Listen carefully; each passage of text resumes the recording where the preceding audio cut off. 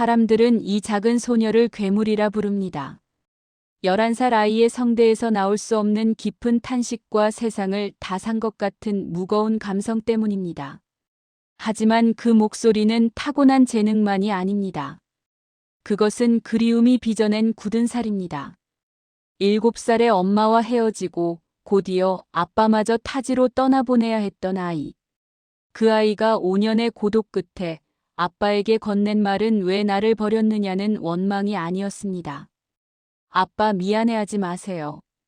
이 한마디가 품고 있는 1800일의 기다림을 오늘 우리는 깊이 들여다보려 합니다. 2018년 예서가 7살이 되던 해였습니다. 부모님의 이혼은 어린 예서의 세계를 송두리째 무너뜨렸습니다. 아버지는 무능한 자신을 탓하며 좁은 원룸에서 딸을 키우려 애썼지만 하루 12시간 넘는 노동을 하며 아이를 홀로 돌보는 것은 불가능한 현실이었습니다. 결국 아버지는 피눈물을 머금고 결단합니다.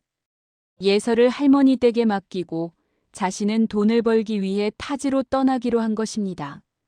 예서야, 아빠가 돈 많이 벌어서 꼭 데리러 올게. 그 약속은 5년이라는 기나긴 형벌이 되었습니다.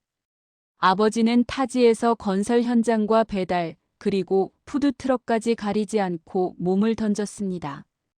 겨울철 푸드트럭 안에서 언손을 녹이며 아버지가 본 것은 화려한 무대가 아니라 휴대폰 속에서 점점 자라가는 딸의 사진뿐이었습니다. 아빠 없는 빈자리를 채운 것은 할머니 김영순 씨의 흥이었습니다. 설거지를 할 때도 빨래를 할 때도 할머니의 입에선 트로트가 끊이지 않았습니다. 그런데 어느 날 할머니는 소름 돋는 광경을 목격합니다. 8살 예서가 부엌 한편에서 할머니의 노래를 똑같이, 아니 그보다 더 애절하게 따라 부르는 것이었습니다. 예서에게 트로트는 노래가 아니라 아빠에게 보내는 신호였습니다. 노래를 잘 부르면 아빠가 빨리 돌아올 것 같아서 유명해지면 아빠가 나를 찾기 쉬울 것 같아서 아이는 목을 놓아 불렀습니다. 예서는 말합니다. 용돈 2,000원을 모아 할머니 젤리를 살 때마다 생각했어요. 아빠도 어디선가 굶고 있지는 않을까. 11살 아이의 가슴 속엔 이미 거대한 바다가 살고 있었습니다. 2023년 아버지는 드디어 약속을 지켰습니다.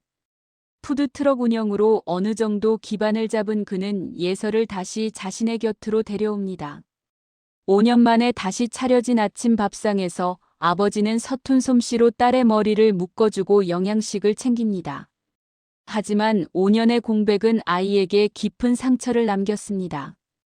예서는 이제 11살이 되었지만 밤이면 여전히 인형을 끌어안고 아빠의 방으로 찾아옵니다.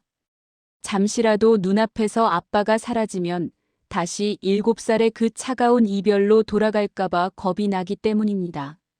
예서는 인터뷰에서 혼자 있기 무섭다고 고백했습니다. 쉬고 싶어도 아빠 곁에 있으려고 한다는 그 말 속에는 다시는 버림받고 싶지 않다는 절박함이 서려 있었습니다. 사실 예서의 아버지는 왕년에 가수를 꿈꿨던 재능 있는 청년이었습니다. 할머니의 음악적 길을 그대로 물려받은 그였지만 그는 자신의 꿈을 가슴 깊은 곳에 묻었습니다.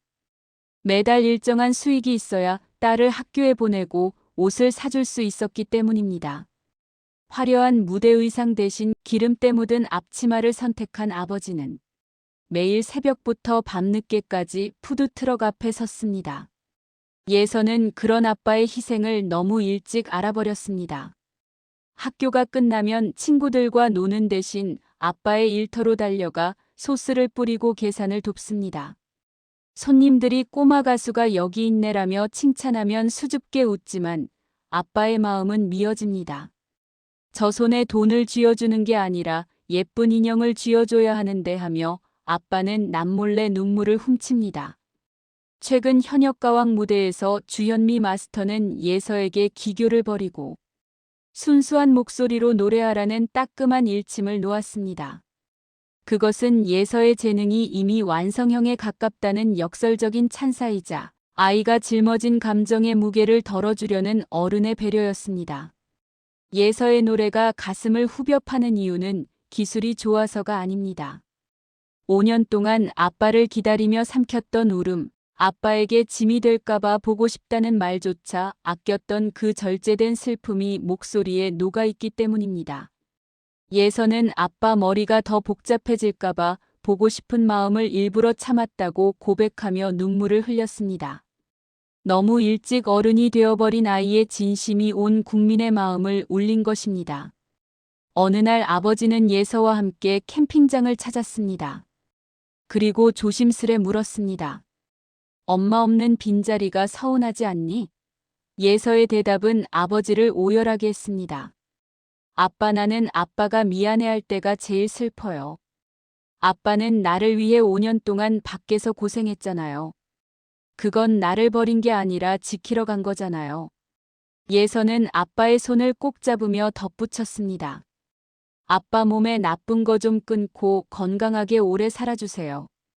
아빠가 빨리 죽을까봐, 나 또 혼자 남겨질까봐 그게 제일 무서워요.